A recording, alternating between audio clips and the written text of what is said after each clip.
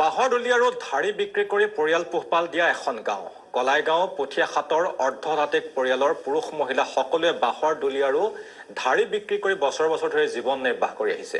এই পৰিয়ালসমূহে কলাইগাঁও ৰামখৰি পুঠিমাৰী আদিৰ সাপ্তাহিক বজাৰসমূহত এই ডলি ধাৰি বিক্ৰী কৰে। প্ৰতিখন ধাৰিত 200ৰ পৰা 250 আৰু প্ৰতিটো ডলিত 700ৰ পৰা 1500 টকাকৈ বিক্ৰী কৰে এইসকল লোকে। আৰু আমাক সবিশেষ জনাব আমাৰ জ্যেষ্ঠ সাংবাদিক নিপাংকৰ কাকতিয়ে। আমি আজি এখন বিশেষ গাঁৱত উপস্থিত হৈছো, সেই কলাইগাঁৱৰ সমীপৱৰ্তী, আৰু সেই গাঁওখন হৈছে কলাইগাঁও পুঠিয়াঘাট। আৰু পুঠিয়াঘাটৰ অৰ্ধ শতাধিক পৰিয়ালে এই বাঁহ শিল্পৰ জৰিয়তে তেওঁলোকে স্বাৱলম্বী হোৱাৰ লগতে তেওঁলোকে সুন্দৰভাৱে জীৱন যাপন কৰি আছে। এয়া হৈছে পুঠিয়াঘাটৰ মধু বিশ্বাসৰ বাসগৃহ। আৰু প্ৰথমতে আপোনাক স্বাগতম জনালো। আপোনালোক কিমান বছৰৰ পৰা এই বাঁহ বেতৰ কামৰ লগত জড়িত? মোৰ আজি 25 বছৰ মান হ'ব। 25 বছৰ? হয়, 25 বছৰ মান হ'ব। আমি জনাত আপোনালোকৰ এই গাঁওখনৰ প্ৰায় 50টাকৈ পৰিয়াল এই বাঁহ বেতৰ কামৰ লগত জড়িত। 50টা 60টা মানুহ বাঁহ বেতৰ কাম কৰিয়ে খাই আছে, জীৱনটো যাই আছে আৰু এনেকুৱা। আপোনালোকে মূলতঃ ডুলি আৰু ধাৰিয়ে বনায়? মই এটা ধাৰি আৰু ডুলি বছৰে বছৰে আমাৰ এইটোৱে কাম। আমাৰো খেতি মাটি নাই, কিবা কৰি জীৱনটো আমি পাৰ কৰি আছো। আৰু এতিয়া এই ডুলিৰ সময়, এতিয়া ধান চপোৱাৰ সময়, গতিকে এই ডুলিটোত আপোনালোকে কিমান দামত বিক্ৰী কৰি আছে? দাম ধৰক 1000-1200, ডুলি লৈ 1400, 1500, ডাঙৰ ডুলিৰ দাম বেছি সেনেকুৱা। আৰু কিছুমান সৰুবিলাকক 800-700 এনেকে বেছো। আপোনালোকৰ ইয়াৰ প্ৰত্যেকটা পৰিয়ালে এনেধৰণে জীৱন যাপন কৰে? একদম আপুনি ৰাইট কৰা হৈছে। আমি এনেকুৱাই জীৱনটো আমাৰ গৈ আছে। হয়।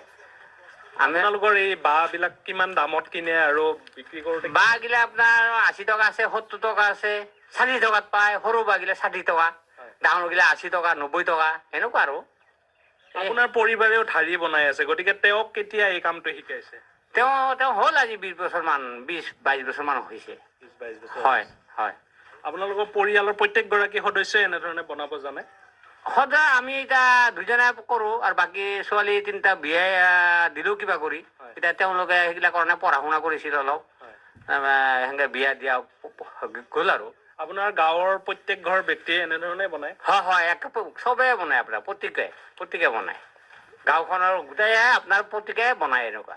এটা ডুলিত দাম এতিয়া কিমান হৈ আছে আৰু এখন ধাৰিত দাম কিমান হৈ আছে? এটা ডুলি ধৰক 1000-1200 এনেকুৱা, ধাৰি এটা 200 এনেকুৱা, 200-250 ধাৰি এটা এনেকুৱা বেচা হয়। আৰু সপ্তাহটোত আপুনি কিমানটা ডুলি বনাব পাৰে আৰু ধাৰি কিমানখন বনায়? ধাৰি সপ্তাহত আপোনাৰ 5-6খন মান যাব, আৰু ডুলি 3খন মান বোৱা পৰা যাব আৰু 3 সপ্তাহত। হয়।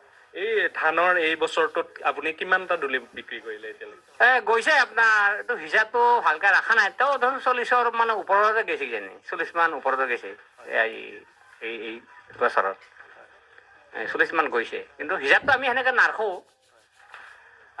ৰখা পৰা নাই। আৰু আজি 2টা নিছোঁ, 2টা বেচিলোঁ, কিন্তু হিচাপ আৰু আমি খাতা কলমত লিখি থকা নাই। আৰু হয়, এইগৰাকী হৈছে মধু বিশ্বাস, আৰু মধু বিশ্বাসে বিগত বছৰ ধৰি এনেধৰণে বাঁহ বেতৰ শিল্পৰ লগত জড়িত হৈ আছে, আৰু তেওঁৰ পৰিবাৰেও ইয়াতে ধাৰি বনাই আছে। গতিকে মই পৰিবাৰৰ পৰাও কিছু কথা জানিব চেষ্টা কৰিম। খুৰীদেউ, আপুনি এই কামটোৰ লগত কিমান বছৰ ধৰি জড়িত হৈ আছে? হ'ল আজি 20-30 বছৰ মান হ'ল। 20-30 বছৰ হৈ গ'ল? হয়। আপুনি বিয়া হৈ অহাৰ পিছত ধাৰি বনাব শিকিছে নে তাৰ আগৰ পৰাই শিকিছে? তাৰ পিছৰ পৰা বিয়া হৈ উঠি আপুনি ঘৰৰ কামৰ লগতে এই ধাৰি বনাই আছে, গতিকে ঘৰৰ কাম কেতিয়া কৰে আৰু ধাৰিৰ কাম কেতিয়া কৰে? ধাৰিৰ কাম এই ঘৰৰ কাম কৰি উঠি, ঘৰৰ কাম কৰি উঠি ধাৰিৰ কাম কৰোঁ। পিছত আৰু দিনটো মানে লাগব নোৱাৰোঁ। ৰাতিপুৱা কাম বন কৰি আকৌ ৰান্ধি বাঢ়ি খাই লৈ পিছত কৰোঁ এইগিলা কাম। আজৰি সময়ত কৰে মূলতঃ? হয়। আপোনালোকৰ এই গাঁওখনত প্ৰত্যেক ঘৰ লোকৰ এনেধৰণে প্ৰত্যেকগৰাকী মহিলাই বনাব জানেনে? জানে বনাব।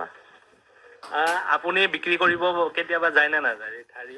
যাওঁ কেতিয়াবা, গেছিলো কেইদিনমান বজাৰত। আকৌ এতিয়া ওলাইছি, বেপাৰী ওলাইছি, বেপাৰী আছে ওচৰতে, আৰু বেপাৰীক দিওঁ। এই কামটো কৰি কেনেকুৱা লাগে আপুনি ঘৰৰ কাম কৰাৰ লগতে এই ঢাৰিও বনায় হয়। গতিকে যেতিয়া বিক্ৰী কৰি হয়, নিপাংক কাকতি আপোনাক ধন্যবাদ জনাইছোঁ।